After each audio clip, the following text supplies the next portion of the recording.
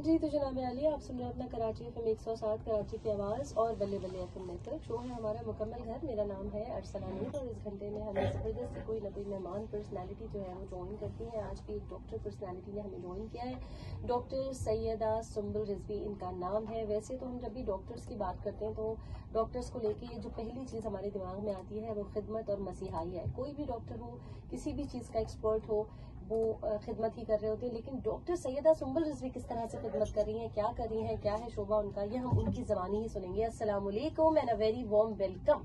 वालेकुम अस्सलाम, thank you so much. कैसी है? अल्हम्दुलिल्लाह, आप बताएं कैसी है? अल्हम्दुलिल्लाह बिल्कुल ठीक।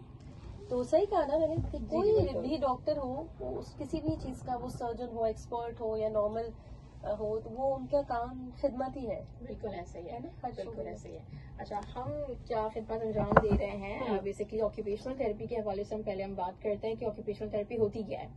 तो ऑक्यूपेशनल थेरेपी एक अलाइड हेल्थ साइंस की ऐसी फील्ड है जो हर उम्र के बच्चे के साथ, बड़े के साथ, बूढ़े के साथ, जवान के साथ काम करती है टू रीस्टोर हिज और हर इंडिपेंडेंस या फंक्शनैलिटी। ठीक है, मूवमेंट आ जाना, लेकिन उस बंदे का फंक्शनल नहीं होना ड्यू टू एनी डिसेबिलिटी। अब चाहे वो फिजिकल हो सकती है, साइको सोशल हो सकती है, सोशल है या मेंटल है, तो उसकी वजह से क्या होता है, एक बंदा आइसोलेट हो जाता है।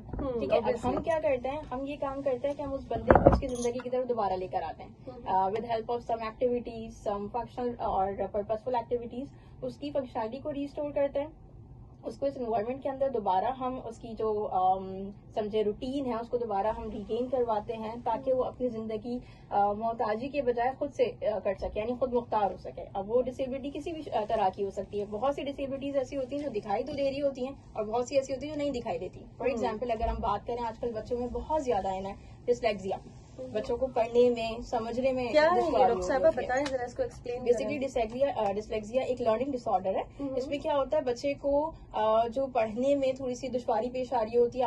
आपने तारे जमीन पे देखी होगी, उसमें हमारे पास जो ईशान था बच्चा, उसको क्या मसला होता था, उसको बी और डी में या पी और क्यू में एग्जैक्टली उल्टा नजर आना होता था। प्लस वो उस चीज को समझ नहीं पा रहा, वो प्रोसेस नहीं कर पा रहा। बहुत सारे वर्ड्स चल रहे हैं लेकिन उसको क्या फील हो रहा था कि ये तो कीड़े मकोड़े हैं, ठीक है, बिल्कुल ऐसा ही है। तो डिस्लेक्सिया एक ऐसी बीमारी है या एक ऐसी कंडीशन है जिसमें बच्चे को पढ़ने में या लिखने में दुश्वारी होती है। वो लफ्जों को नहीं समझ पाता, उसकी ब्रेन की फंक्शनिंग जो होती है वो थोड़ी सी डिफरेंट होती है, वो नहीं कर पाता, यानी वो अपनी उम्र से थोड़ा सा पीछे होता है। तो हम इन सारी चीजों पे काम कर रहे होते हैं। तो डिसेबिलिटी हर तरह की हो सकती है। इट डजंट मीन कि वो सिर्फ फिजिकल है, यानी हम अगर देख रहे हैं कि भाई बंदा एक माजूर है तो बस वो एक डिसेबिलिटी है। वो इमोशनली भी बहुत हद तक जो है वो आप समझे कि उसकी इमोशनल या मेंटल हेल्थ बहुत खराब हो सकती है।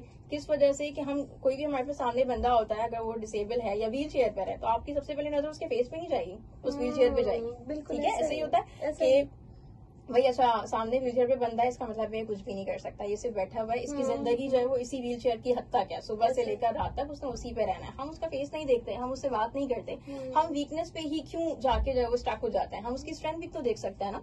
हो सकता है वो माजूरी फॉर एग्जाम्पल फिजिकल तौर पे माजूर है, लेकिन वो जहनी तौर पे बहुत अच्छा, उसकी बहुत सारी एग्जैक्टली उसकी गुफ्तगू अच्छी होनी चाहिए, उसकी मैथ्स अच्छा होना चाहिए, कुछ भी हो सकता है, डिपेंड्स।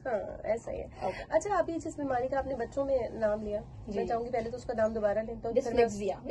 अच्छा, इस पर हम बात करते थे। ये जो आपने बड़ी मजे की बात बताई कि बच्चों का जिनका अटेंशन नहीं होता पढ़ाई को लेकर, तो आपको लगता है कि अम्मा अब्बा या टीचर्स आपकी इस बीमारी को, इतने फैंसी सा नाम भी लग रहे हैं, इसको एक्सेप्ट भी कर रहे हैं? क्योंकि वो तो कहेंगे ये तो शौक नहीं है इसको, अरे आपको नहीं पता डॉक्टर साहब, 2 थप्पड़ लगाओ तो पढ़ने लगेगा। ये हमारा बच्चों तो ऐसा है कि पढ़ाई में दिल ही नहीं है, दिल नहीं है, ये दिल नहीं है, बीमारी आती है। बिल्कुल ऐसे ही, उनको नहीं पता होता कि वो बच्चा खुद एक स्ट्रगल से गुजर रहा है। उस बच्चे को खुद नहीं पता कि मेरे साथ हो क्या रहा है। वो बहुत कोशिश करता है, वो इतनी समझे, वो बच्चा सुबह से लेकर शाम तक बच्चा जो है वो स्कूल में भी पढ़ रहा है, एंड देन वो ट्यूशन भी जा रहा है, फिर वो मदरसा भी जा रहा है। उसकी एक इतनी जैम पैक रूटीन हुई हुई है, उसमें फिर आपने उसको इतना फोर्सफुली रखा है कि भाई आपने करना है, ये तो लाना ही लाना है, भाई फर्स्ट तो आना है आपने। हम बच्चे को इतना ज्यादा प्रेशराइज कर देते हैं कि वो बच्चा जो करना भी चाह रहा है वो नहीं कर पाता, और उसके बाद हम उसको लेबल करना शुरू करते हैं कि भाई ये बच्चा जो है वो दूसरे बच्चों से अच्छा नहीं है, या हमारा बच्चा तो पढ़ता नहीं है। लेकिन आपको नहीं पता उसका अटेंशन स्पैन नहीं है, वो चीजों को फोकस नहीं कर पा रहा, उसको नहीं पता उसकी विजुअल स्किल्स कैसी हैं। ठीक है,